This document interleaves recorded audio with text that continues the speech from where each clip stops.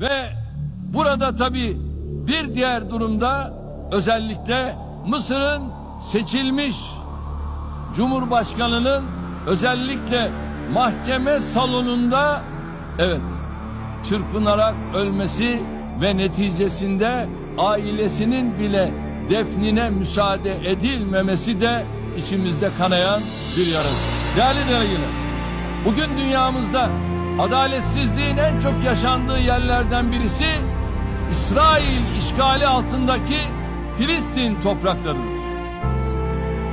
Daha birkaç gün önce sokaktaki masum bir Filistinli kadının İsrail güvenlik güçleri tarafından alçakça öldürüldüğü görüntüler bile vicdanları harekete geçiremiyorsa artık sözün bittiği yerdeyiz demektir. İsrail neresi? Acaba bu İsrail'in toprakları nereleri kapsıyor? 1947'de İsrail neresiydi? Filistin küçülüyor, İsrail büyüyor. Buyurun, İsrail büyüyor, Filistin küçülüyor.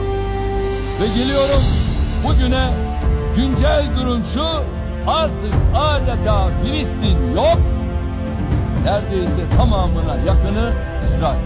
İşte sıkıntımız burada. Mevcut İsrail yönetimi bu cinayetlerinin yanında Gazze'deki insanlık dışı abluka, yasa dışı yerleşim faaliyetleri, Kudüs'ün tarihi ve hukuki statüsüne yönelik saldırıları gibi eylemleriyle uluslararası hukukun ötesinde insanlığın tüm değerlerini ayaklar altına alıyor.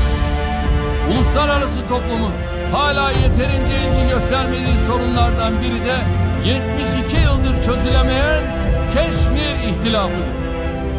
Güney Asya'nın istikrarı ve refahı Keşmir meselesinden ayrı düşünülemez.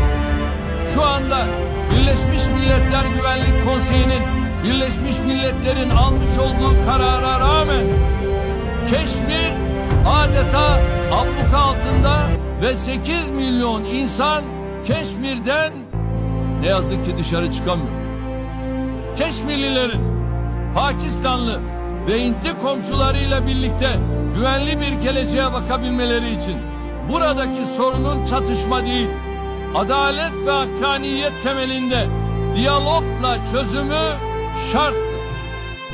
Dünyanın bigane kaldığı konulardan biri de Müslüman Rohingyaların karşı karşıya oldukları insanlık trajedisidir. Afganistan'da yaklaşık 40 yıldır kesintisiz süren işgaller, çatışmalar ve terör faaliyetleri küresel düzeyde sorunlara yol açmıştır. Artık bu kadim coğrafyanın huzura ve güvenliğe kavuşmasının vakti gelmiştir. Uluslararası toplum olarak hep birlikte bu konuda sorumluluk üstlenmeli, çaba göstermeliyiz. Değerli delegeler, günümüzde küresel barış ve huzura en büyük tehditlerden biri de ırkçı, yabancı düşmanı, ayrımcı ve İslam karşıtı eğilimlerdeki yükseliştir. Müslümanlar nefret söylemine, kutsal değerlerine hakarete,